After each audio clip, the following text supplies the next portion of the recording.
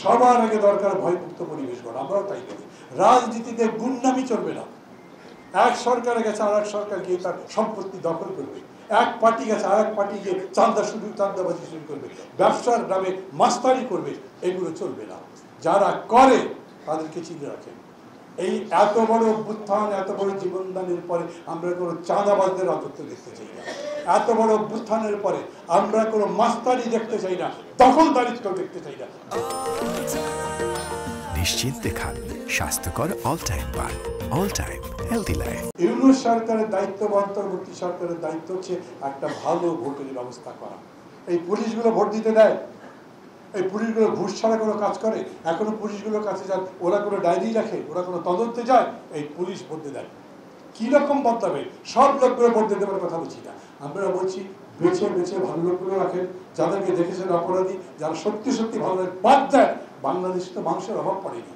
নতুন করে পুলিশ বাহিনী সাজান, নতুন করে আমলাতন্ত্র সাজান, নতুন করে ল্যান্ডের যত অফিসার আছে, যেই জায়গায় জনগণের কাজ সেই জায়গায় নতুন করে সাজানো সংস্কার। তার নাম পালিয়ে গেছেন শেখ হাসিনা, কারণ তার পালানো ছাড়া তো কোনো পথ ছিল না।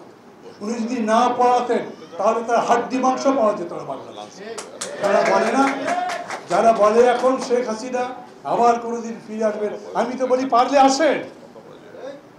ওদের সেদিন একদিন খুব জায়গায় ভিডিও দেখালেন, কোনদিন টুপ করে ঢুকে পড়বেন, তার আগে বলেছিলেন টুস করে ফেলে দেবেন, কাউকে বলেছিলেন টিপে গড় টিপে মেরে ফেলবেন। পারবেন না বাংলাদেশে ঢুকতে। ওই জায়গায় বিদেশের মাটিতে পৃথিবীর কেউ তাকে জায়গা দেয়নি, সবাই তাকে জানে। সে একটা লুটেরা, সে খুনি, সে ফ্যাসিস্ট, এবং তার দল বাংলাদেশে গণতন্ত্রের সমস্ত কিছু নস্যাৎ করে দিয়েছে। গোয়াল ভরা গরু ছিল, আমাদের গোলা ভরা ধান ছিল। সেই বাংলা এখন আস্তে আস্তে 200 বছর ব্রিটিশের শাসনে, 2 জন পাকিস্তানের শাসনে, আর এই 54 বছরে বিভিন্ন ধরনের দুঃশাসনে, অপশাসনে, ভুল শাসনে, লুটপাটে মরতে বসেছে। অর্থনীতি এখন সেরকম জীবিত নাই। সেই বাংলাদেশ, সেই বাংলা ফিরে আনা সম্ভব? অনেকের বিশ্বাস হয় না। সেই বাংলা, যেই বাংলা ভালো হবে, বাঁচতে ইচ্ছা করবে, যে দেশ মনে হবে নিজেদের দেশ, এই দেশে আমি পাশ করবার পর চাকরি পাবো, এই দেশে কেউ আমাকে অসম্মান করবে না, এই দেশে আমি মানুষের মর্যাদা নিয়ে বাঁচতে পারবো, আমাকে নিজের দেশ ছেড়ে বিদেশের মাটিতে যাওয়ার জন্য ভূমধ্যসাগর পাড়ি দিতে হবে না, ভূমধ্যসাগর পাড়ি দিতে গিয়ে সমুদ্রের মধ্যে ডুবে মরে যেতে হবে না। সেই রকম একটা দেশ গড়ে তোলা সম্ভব? সম্ভব মনে করেন?